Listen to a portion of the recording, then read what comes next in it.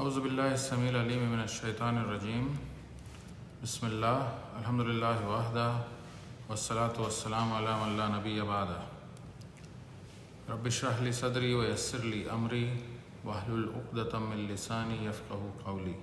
السلام علیکم ورحمۃ اللہ وبرکاتہ۔ پچھلے درس میں ہم سورہ البقرہ کی 19ویں آیت کی تفسیر میں لفظ سما کے معنوں کی تفصیل کا چوتھا حصہ سن رہے تھے۔ آج کے درس میں اسی لفظ پر اور تفصیل آ رہی ہے۔ آج قرآن کی آیات ختم ہو جائیں گی اور احادیث کا جو ہے سلسلہ شروع ہوگا۔ تو لفظ سما میں جہاں ہم تھے پچھلے ہفتے، آج جو ہے یہاں ایک خاص بات آ رہی ہے کہ یہ سب کچھ، یہ آسمان اور زمین، یہ کائنات بنایا کس لیے؟ سورہ لقمان میں اللہ سبحانہ وتعالیٰ سوال کر رہے ہیں کہ کیا تم نے نہیں دیکھا کہ جو کچھ آسمانوں میں ہے اور جو کچھ زمین میں ہے سب کو اللہ نے تمہارے لیے مسخر کر دیا ہے۔ He has subjected them to your service۔ تمہیں سرو کرنے کے لیے لگا دیا ہے۔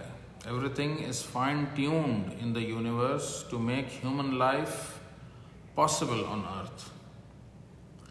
جو چیز اینتھروپک پرنسپل کے نام سے شروع ہوئی تھی اسے آج فائن ٹیونڈ یونیورس کہا جا رہا ہے۔ فوربس میگزین کا ایک آرٹیکل جس کا ٹائٹل ہے The universe really is fine tuned and our existence is the proof۔ اس آرٹیکل میں کئی مثالیں دی گئیں جو ہمارے اطراف دیکھنے کو ملتی ہیں، اور یہ کہ اس کائنات میں ایک فریکشن کا بھی فرق ہوتا بگ بینگ کے وقت تو یہ کائنات یا تو ختم ہو چکی ہوتی یا ایسی نہیں ہوتی جو آج ہم دیکھ رہے ہیں۔ پھر دوسری خاص بات یہاں یہ ہے کہ ہماری زمین کی طرح کی کوئی اور شے ہے ہی نہیں۔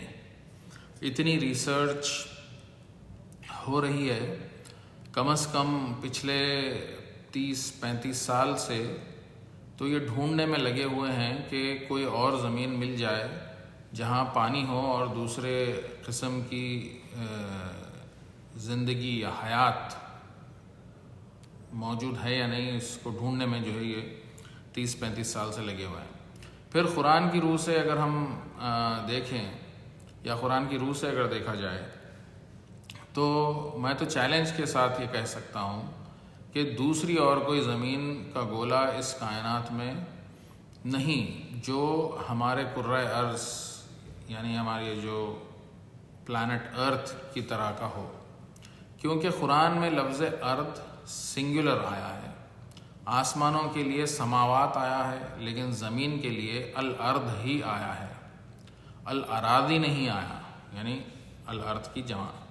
حالانکہ سائنسدانوں کو دوسرے ستاروں کے اطراف گھومتے ہوئے سینکڑوں بلکہ لاکھوں اور کروڑوں سیارے مل چکے ہیں، یعنی ملینز میں ہیں پلانٹس جو الگ الگ گیلیکسیز میں ہیں وغیرہ وغیرہ، سارا کچھ ہم ڈیٹیکٹ کر سکتے ہیں۔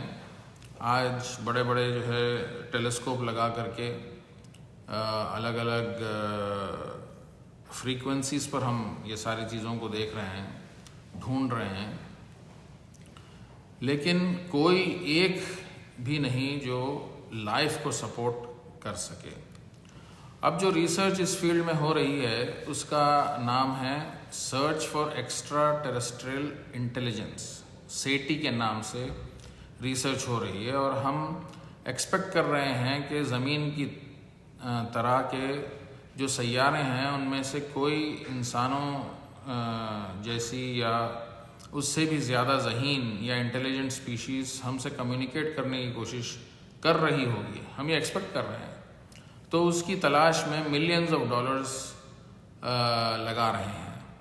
کچھ مہینے پہلے اگست 2023 میں ایک آرٹسٹ، ایک پروگرامر اور ایک سائنٹسٹ مل کر ایک extra terrestrial communication create in تینوں نے کیا، تاکہ عام جنتا کو ٹیسٹ کے طور پر جو ہے یہ انہوں نے بھیجا کہ بھئی یہ دیکھنے کے لیے کہ وہ اس میسیج کو ڈیکوڈ کر پاتے ہیں یا نہیں.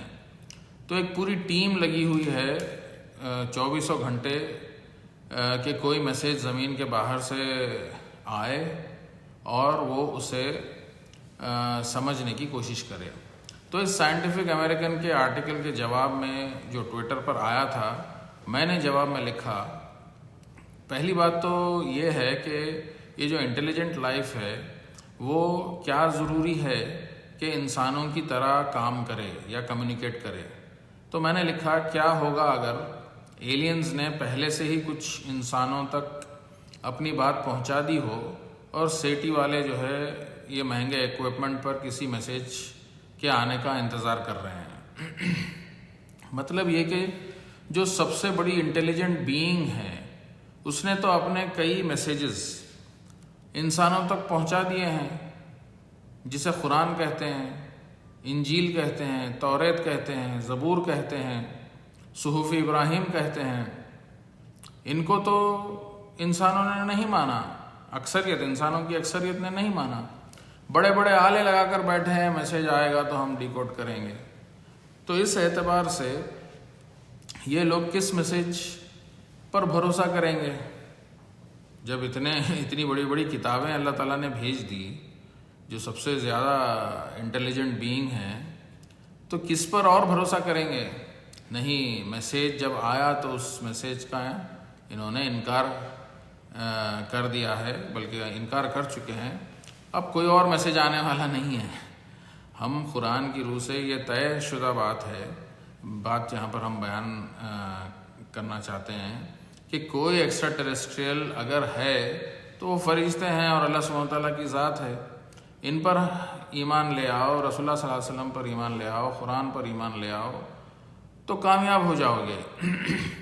تو یہ ساری باتیں یہ خود جو ہے ایک بہت ہی بڑا ثبوت ہے کہ اس کائنات کی ہر چیز ہمارے لیے مسخر کر دی گئی ہے. جیسے پانی کا ایک مالیکیول لے لیجیے آپ، H2O جس کو ہم کہتے ہیں، اس کے کچھ خاص پراپرٹیز ہیں جو انسان کو آج تک نئے ڈسکوریز کی شکل میں حیران کرتا رہتا ہے، جس میں خاص طور پر برف ہے جو پانی سے بنا ہے. جو برف خود پانی سے بنا ہے، لیکن جب یہ سولیڈیفائی ہوتا ہے، یہ فریز ہو جاتا ہے تو پانی سے ہلکا ہو جاتا ہے.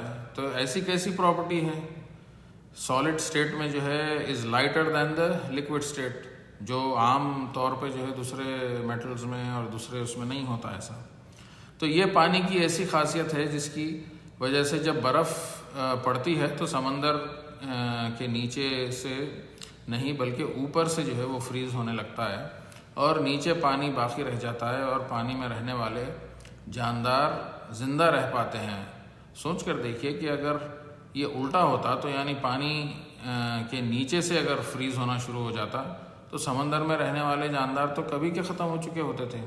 تو یہ جو ہے اللہ سبحانہ تعالیٰ کی شان ہے. ہر چیز کو اللہ رب العزت نے فائن ٹیون کیا ہوا ہے. تو پانی کے پراپرٹیز کی جو ہے ایک بات ہے. ایسے کئی مثالیں ہیں. اس میں دوسری مثال جو ہے کاربن کے ایٹم کی ہے.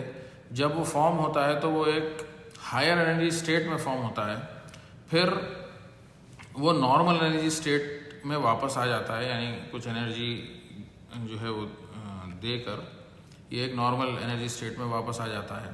اب جس انرجی سٹیٹ میں کاربن ہمارے جسموں میں ہے اور اس زمین پر موجود ہے، وہ سٹیٹ میں کاربن فارم ہی نہیں ہو سکتا ہے.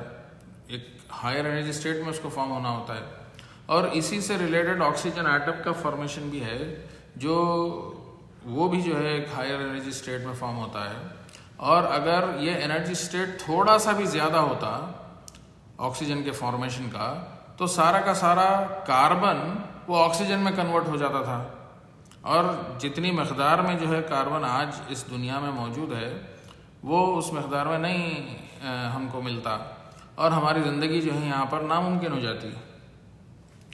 لفظ ارتھ کے ضمن میں ہم نے گریوٹی کی ویلیو کے بارے میں بھی کہا کہ یہ 981 نیوٹن پر سیکنڈ ہے، اور اگر یہ ویلیو اس سے کم یا زیادہ ہوتی تو ہماری زندگی اس زمین پر ممکن نہیں ہوتی۔ اس کی ایک چھوٹی سی مثال یہ ہے کہ جو لوگ اسپیس اسٹیشن میں جا کر وقت گزارتے ہیں، ان کا جب میڈیکل ایگزامینیشن کیا گیا واپس آنے کے بعد، تو پتہ چلا کہ ان کی آئی سائٹ میں فرق پڑ گیا ہے، ان کی بون ڈینسٹی کم ہو گئی ہے، یعنی ہڈیاں کمزور ہو گئی ہیں، مسلز جو ہے وہ سکڑ گئے ہیں یا شرنک ہو گئے ہیں، اور ہارٹ جو ہے 25% شرنک ہو گیا ہے، کیونکہ گریوٹی کے کم ہونے کی وجہ سے۔ اس کائنات کا ہر ذرہ تمہارے لیے مسخر ہے انسانوں، اور یہ ان لوگوں کے لیے اللہ کی طرف سے نشانیاں ہیں جو غور و فکر کرتے ہیں۔ لیکن ہم کیا کر رہے ہیں؟ جو ہمارے غلام ہیں ہم ان کی پوجا میں لگے ہوئے ہیں۔ سورج، چاند، ستارے، سیارے، یہ زمین اور جھاڑ، پیڑ، پودے سب ہمارے سلیوز ہیں، ہمارے غلام ہیں۔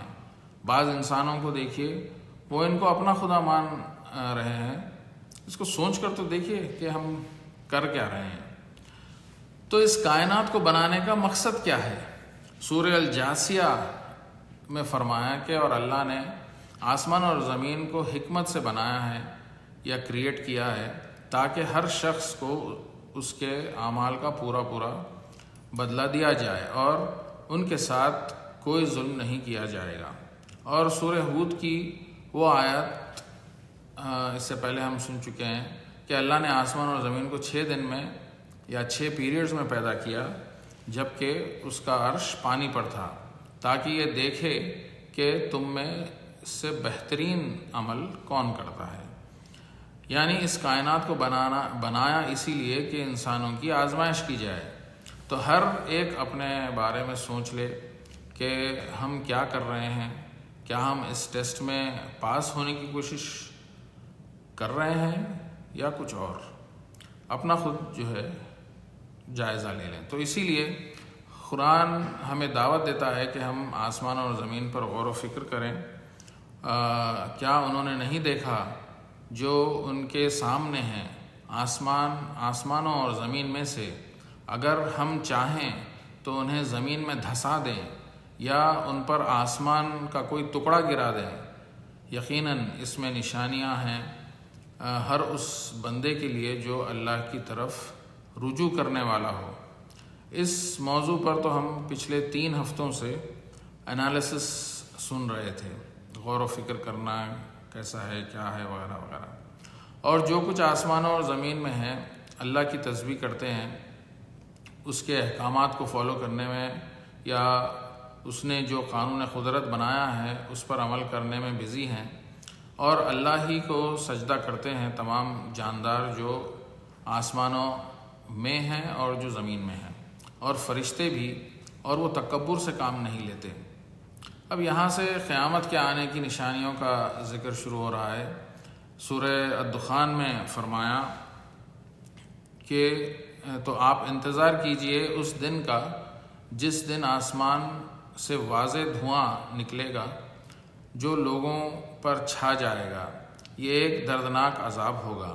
ان آیات پر لفظ عذاب کے سلسلے میں ہم ایک حدیث سنے تھے جس کا مفہوم یہ تھا کہ رسول اللہ صلی اللہ علیہ وسلم نے قریش کو دعوت دی اسلام قبول کرنے کی، اور جب قریش کے لوگ نہیں مانے تو رسول اللہ صلی اللہ علیہ وسلم نے دعا کی قریش پر قحط یا فیمن بھیجنے کے لیے، جس کی وجہ سے قحط آ پہنچا اور لوگ بھوک کا جو ہے شکار ہو گئے، جس کی وجہ سے لوگ یہ امیجن کرنے لگے کہ آسمان میں دھواں ہے، جس کا ذکر ان آیات میں آیا ہے۔ اسی سورہ میں آگے ہے کہ وہ آپ صلی اللہ علیہ وسلم کے پاس آئے دعا کروانے کے لیے کہ یہ عذاب ان پر سے ہٹا دیا جائے، تو آپ صلی اللہ علیہ وسلم کی دعا سے وہ دھواں ہٹ گیا، لیکن قریش پھر بھی ایمان نہ لائے اور انہیں بدر کے دن سخت عذاب ہوا اور ان کے کئی سردار مارے گئے۔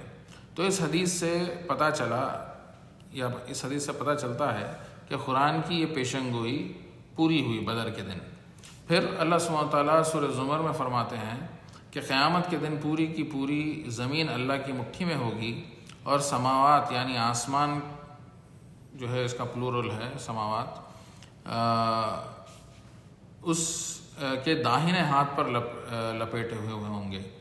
شاید اسی لیے اجرام فلکی یا ہیونلی باڈیز ایک دوسرے کے قریب آتے چلے جائیں گے اور گریوٹی جو ہے وہ بڑھتے چلی جائے گی۔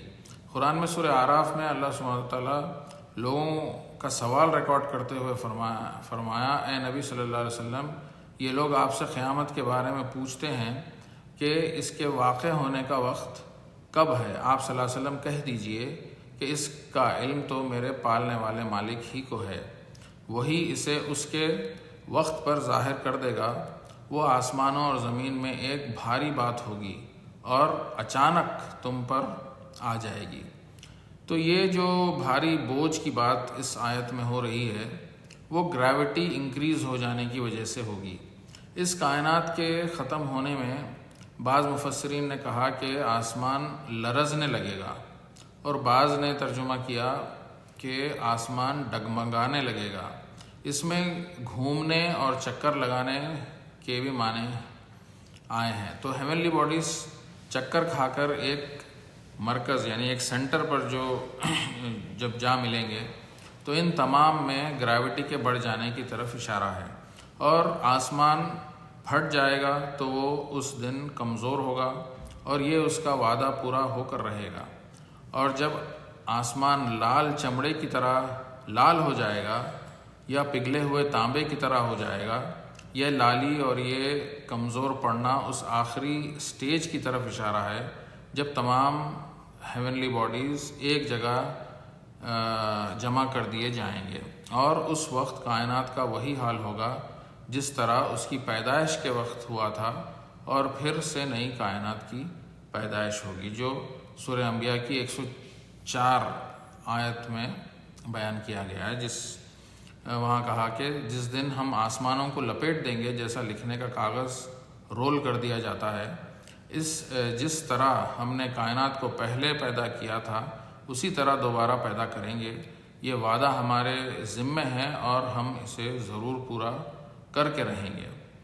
نئی کائنات کا مطلب ہے نئے آسمان اور نئی زمین، جس کا ذکر سورہ ابراہیم میں آیا ہے کہ جس دن یہ زمین دوسری زمین سے بدل دی جائے گی اور یہ آسمان بھی بدل دیے جائیں گے، اور سب کے سب حاضر ہو جائیں گے اللہ کے سامنے جو ایک ہے اور زبردست ہے۔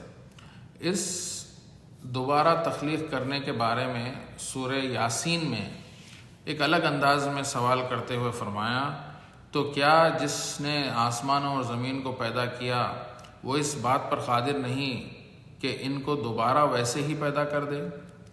بلا، قرآن نے کہا عربی میں، بلا کیوں نہیں، وہ تو الخلاق العلیم ہے، بہت زیادہ تخلیق کرنے والا، پروپوشن کرنے والا ہے اور علم رکھنے والا ہے۔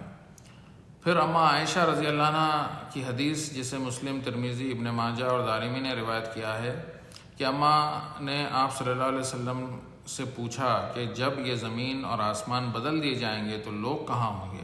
رسول اللہ صلی اللہ علیہ وسلم نے فرمایا کہ وہ پل صراط پر ہوں گے، وہ پل جو دوزخ پر پڑا ہوا ہے۔ پھر لوگوں کے دماغ میں یہ سوال آتا رہتا ہے کہ یہ کائنات کب ختم ہونے والی ہے، اور یہ آج کا کوئی نیا سوال نہیں بلکہ رسول اللہ صلی اللہ علیہ وسلم کے زمانے سے ہی یہ سوال کیا جا رہا ہے۔ ہم نے قرآن کی وہ آیت سنی جس میں کہا گیا کہ اس کا علم تو صرف اللہ رب العزت ہی کو ہے۔ احادیث میں بھی یہ سوال آیا ہے، اور آپ صلی اللہ علیہ وسلم نے اس سوال پر کاؤنٹر کویشچن کیا اور پوچھا کہ تم نے، یعنی سوال کرنے والے سے واپس سوال کیا کہ تم نے اس کے آنے کی تیاری میں کیا کیا ہے؟ لیکن انسان اس بات سے مطمئن نہیں ہوتا کہ اسے یہ نہیں معلوم کہ قیامت کب آنے والی ہے، اور سائنسدان اس کا جواب ڈھونڈنے میں لگے ہوئے ہیں۔ پھر ہم یہاں پر چیلنج کے ساتھ کہہ سکتے ہیں کہ سائنسدان اس معاملے میں اپنا ٹائم خراب کر رہے ہیں، کیونکہ اس کا جواب اللہ رب العزت نے پہلے ہی بتا دیا ہے کہ یہ علم صرف اور صرف اللہ سبحانہ تعالیٰ کے پاس ہے کہ قیامت کب آئے گی، اور رسول اللہ صلی اللہ علیہ وسلم نے احادیث کے ذریعے ہمیں خبر دے دی کہ یہ کائنات یا آسمان اور زمین کیسے ختم ہوں گے یا قیامت کیسے آئے گی۔ بخاری کی ایک لمبی حدیث میں رسول اللہ صلی اللہ علیہ وسلم نے قیامت سے پہلے آنے والی 11 علامات کا ذکر کرتے ہوئے فرمایا کہ قیامت اچانک اس طرح قائم ہو جائے گی کہ 2 آدمیوں نے اپنے درمیان کپڑا پھیلا رکھا ہوگا اور اسے ابھی بیچ نہ پائیں گے نہ لپیٹ پائیں گے، اور قیامت اس طرح قائم ہو جائے گی کہ ایک شخص اپنی اونٹنی کا دودھ نکال کر واپس ہو رہا ہوگا کہ اسے استعمال بھی نہ کیا ہوگا، اور قیامت اس طرح قائم ہو جائے گی کہ ایک اور شخص اپنے حوض کو ریپیئر کر رہا ہوگا اور اس میں سے پانی بھی نہ پیا ہوگا، اور قیامت اس طرح قائم ہو جائے گی کہ کسی نے اپنے منہ کی طرف لقمہ اٹھایا ہوگا اور ابھی اسے کھایا بھی نہ ہوگا۔ تو جیسا کہ آپ صلی اللہ علیہ وسلم نے فرمایا، تم نے اس کے لیے تیاری کیا کی ہے؟ ہمیں اس بات کی فکر کرنا چاہیے کہ ہم نے قیامت کے آنے کی تیاری کیا کی ہے، بنسبت یہ ڈھونڈنے میں وقت ضائع کرے کہ وہ کب آنے والی ہے یا کب واقع ہوگی۔ پھر احادیث جو اس لفظ پر آئے ہیں ان کی سمری یہاں پر آ رہی ہے۔ اللہ نے آسمان اور زمین کو پیدا کرنے سے 50,000 سال پہلے تقدیر لکھ دی تھی۔ پھر رینبو کے بارے میں جو ہے احادیث میں آیا، جو رینبو جو ہے وہ گارنٹی ہے کہ زمین والوں کو ڈبایا نہیں جائے گا، اور ملکی وے گیلیکسی کے بارے میں فرمایا کہ وہ ایک دروازہ ہے جو اگر کھل جائے تو پانی بہنا شروع ہو جائے گا۔ بعض احادیث میں یہ ہے کہ سیلاب نوح یہیں سے آیا تھا، اور ملکی وے گیلیکسی میں پانی بے حساب ہے۔ یعنی ہم اگر صرف ایک چھوٹی سی جگہ کو دیکھ لیں ملکی وے گیلیکسی میں، جسے اورائن نیبولا جو کہ گیس کلاؤڈ ہے ملکی وے گیلیکسی میں، صرف اس میں اتنا پانی ہے کہ زمین کے 7 سمندر کو جمع کریں گے اور اس کو 1000 گنا ملٹیپلائی کریں گے تو کتنا پانی ہوگا؟ اتنا پانی صرف یہ ایک چھوٹی سی جگہ میں اورائن نیبولا میں ہے۔ پھر ستارے آسمان کی حفاظت کا ذریعہ ہیں، اور جب وہ غائب ہو جائیں گے تو آسمانوں میں وہ چیز آ جاتی ہے جس کا وعدہ کیا گیا ہے، اور وہ اندھیروں میں ڈوب جاتے ہیں۔ پھر رسول اللہ صلی اللہ علیہ وسلم حفاظت کا ذریعہ ہیں صحابہ رضی اللہ عنہم کے لیے، اور جب آپ صلی اللہ علیہ وسلم کا انتقال ہو جائے گا تو صحابہ رضی اللہ عنہم پر وہ چیز آ جائے گی جس کا انہیں وعدہ کیا گیا ہے، اور صحابہ رضی اللہ عنہم امت کی حفاظت کا ذریعہ ہیں، اور جب وہ چلے جائیں گے تو امت پر وہ چیزیں آ جائیں گی جس کا انہیں وعدہ کیا گیا ہے۔ پہلی وحی کے بعد ایک وقفہ ایسا آیا تھا اور وحی کئی مہینوں کے لیے رک گئی تھی۔ ایک دن آسمان سے آواز آئی، اور جب آپ صلی اللہ علیہ وسلم نے اپنا سر اٹھا کر دیکھا تو جبرائیل امین آسمان اور زمین کے بیچ کرسی پر بیٹھے ہیں، جس کے بعد سورہ مدثر کی آیات نازل ہوئی۔ اس کے بعد وحی پھر جو ہے ریگولرلی آنے لگی۔ وحی کے آنے کی کئی قسمیں ہیں، یہ ہم وحی کے ضمن میں بتا چکے ہیں، اور اس میں سے ایک وہ وحی تھی جو آپ صلی اللہ علیہ وسلم نے معراج کی رات کو محسوس کیا۔ اس کی بھی تفصیل ہم معراج پر جو 2 ویڈیوز سیریز ہم نے کی تھی اس میں ہم ساری تفصیل بیان کر چکے ہیں، وہ ہمارے یوٹیوب چینل پر ہے، وہاں سے دیکھا جا سکتا ہے۔ پھر جب اللہ سبحانہ تعالیٰ وحی بھیجنے کے لیے ذکر کرتے ہیں، وحی بھیجنے کی بات کرتے ہیں، تو آسمان والے یعنی کہ فرشتے بے ہوش ہو جاتے ہیں، یعنی وہ ان کے لیے اتنی ہیوی چیز ہوتی ہے وحی کا جو ہے نزول شروع ہونا، وہ جو ہے بے ہوش ہو جاتے ہیں۔ پھر وحی کے سلسلے میں ہم نے اور بھی تفاصیل بیان کی تھی کہ بھئی یہ وحی کس طریقے سے بہت ہی ہیوی چیز ہوتی ہے، آپ صلی اللہ علیہ وسلم پر کیسا اس کا اثر ہوتا ہے وغیرہ وغیرہ۔ پھر رسول اللہ صلی اللہ علیہ وسلم کے انتقال کے بعد وحی کا سلسلہ ختم ہو جانے کی وجہ سے بعض صحابہ اکرام ایموشنل ہو گئے اور رونے لگے کہ بھئی وحی اب ختم ہو گئی ہے۔ پھر مکہ کی حرمت کے بارے میں فرمایا کہ یہ ایک حرم ہے، یعنی مکہ از اے سینکچوری. جب سے اللہ نے آسمان اور زمین کو پیدا کیا ہے اور یہ ایسے ہی سیف رہے گا قیامت کے آنے تک. اس میں جنگ کرنا منع ہے، اس کے کانٹی دار جھاڑوں کو اکھاڑنا منع ہے، اس شہر میں شکار کرنا منع ہے، اور اس میں جو چیز گر جائے وہ اٹھانا منع ہے، سوائے اس شخص کے جو گری ہوئی چیز کو اٹھا کر پھر لوگوں میں اعلان کرے کہ یہ اسے گری ہوئی چیز ملی ہے، تاکہ وہ جو رائٹ فل اونر ہے اس تک پہنچا دے. جس دن اللہ نے آسمان اور زمین کی تخلیق کی، اسی دن رحمت کے 100 حصے بنائے جو آسمان اور زمین میں پھیلے ہوئے ہیں، اور اللہ نے اپنی رحمت کا ایک حصہ زمین میں ڈال دیا، جس کی وجہ سے آپ اور ہم اور تمام جاندار ایک دوسرے سے محبت کرتے ہیں. اور یہ باقی کے 99 حصے اللہ رب العزت قیامت میں استعمال کریں گے اپنے بندوں کے ساتھ رحمت سے پیش آنے کے لیے. یہ آپ اللہ رب العزت نے اسے اٹھا کر رکھے ہیں. اچھا، اب یہاں جو ہے جو احادیث کا کچھ حصہ ہے وہ تھوڑا ختم ہو گیا ہے، اس میں اور بہت ساری تفصیل ہے. اب یہاں ہم درس کو روک دیں گے، باقی جو ہے انشاءاللہ اگلے سیٹرڈے دیکھیں گے انشاءاللہ. اللہ سبحانہ تعالیٰ سے دعا ہے الحمدللہ رب العالمین. اللہم صلی علی محمد وعلی آل محمد کما صلیت علی ابراہیم وعلی آل ابراہیم انک حمید مجید. اللہم بارک علی محمد وعلی آل محمد کما بارکت علی ابراہیم وعلی آل ابراہیم انک حمید مجید. ربنا آتنا فی الدنیا حسنۃ وفی الآخرۃ حسنۃ وقنا عذاب النار. ربنا لا تزغ قلوبنا بعد إذ هديتنا وهب لنا من لدنك رحمة إنك أنت الوهاب. سبحان ربك رب العزة عما يصفون وسلام على المرسلين الحمد لله رب العالمين.